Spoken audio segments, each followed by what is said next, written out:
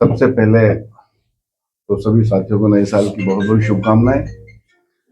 खासकर हमारे कारण सब साथी आज इस प्रेस वार्ता में आए हैं। जिस तरह से हमारे साथ पूर्व मंत्री रहे और विधानसभा में साथी चौधरी आफ्ताब जी, पूर्व विधायक भी और जिला अध्यक्ष हाजी सईदा खान जी, भाई मेहताब जी, हाजी हमारे साथ सिराजुद्दीन भी बैठे हैं। जो हमने बुलाई है ये मनरेगा के ऊपर बुलाई।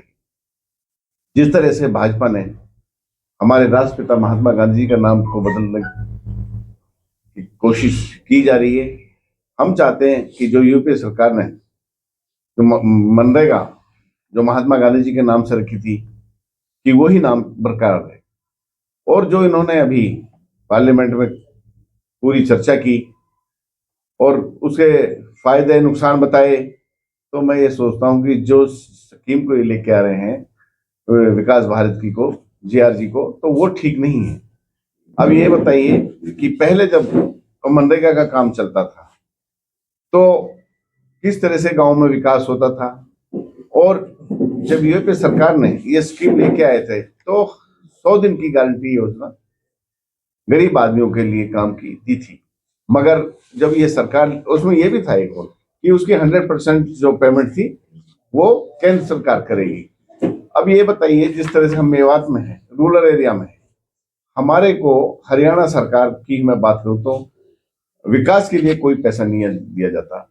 जो भी काम कच्चे करते हैं, हमारे सरपंच काम करते हैं, सिर्फ और सिर्फ एक सूत्र है मनरेगा का।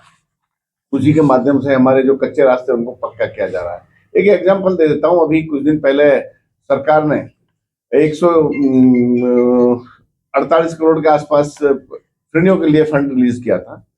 इलेक्शन से पहले जब हमारे पूरे हरियाणा के जितने भी फ्रीनिये हैं उनको पोर्टल पर अपलोड कराया था, उनका एस्टीमेट बनवाया था। सिर्फ मात्र मैंने विधानसभा में भी ये बात बोली कि तावड़ू को छोड़ के पूरे मेवात के टेंडर कैंसिल कर दिए थे। अभी क्या हुआ, 6 दिन पहले जब इनको दिखा कि मेवात में पैसा चला गया है, तो जो 48 करोड़ रुपए मेवात के लिए आए थे उनके भी टेंडर सारे होल्ड पे कर दिए हैं। यदि मनरेगा का काम चलता रहता जिस तरह से यूपीए ने चलाया था, तो ये जो हमारे फिरनिया हैं और कच्चे रास्ते हैं वो हमारे पक्के हो सकते थे। तो इस वजह से मनरेगा का काम जो नाम यूपीए ने दिया था वो बहुत ही अच्छा था। और मैं बताऊं कि अभी इन्होंने 3 कैटेगरी बनाई है। एक तो जो हिमालय एरिया है, जैसे हिमाचल है, जम्मू कश्मीर है, एक केंद्र शासित प्रदेश है और एक अदर स्टेट है।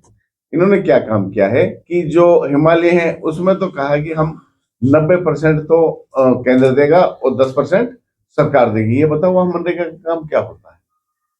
अब केंद्र शासित प्रदेश पा जाइए, उसमें कहती है कि केंद्र सरकार 100% पेमेंट देगी। अब ये बताओ केंद्र शासित प्रदेश में कौन से मजदूर मिल रहे हैं भाई, इनको कहाँ काम करेंगे।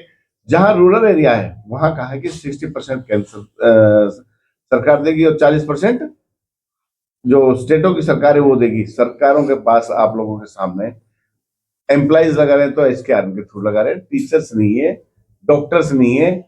जहां भी अनएम्प्लॉयमेंट है वहां उसको एसकेआर के थ्रू भर रहे हैं। जब इनके पास उनके लिए पैसे देने के लिए नहीं है तो ये 40% स्टेट कहां से जमा कराएगा केंद्र को, जो मनरेगा की पेमेंट होगी। इससे मुझे लगता है जिस स्कीम को लेकर आए ये बिल्कुल फेलियर है। और जिस तरह से मनरेगा से महात्मा गांधी जी के नाम को हटा रहे हैं वो बिल्कुल भी हम उसको सहन नहीं करेंगे। उसके लिए हम कांग्रेस जन रोड से लेकर पार्लियामेंट तक अपनी जो लड़ाई होगी आम आदमी गरीब आदमियों के लिए वो हम लड़ेंगे।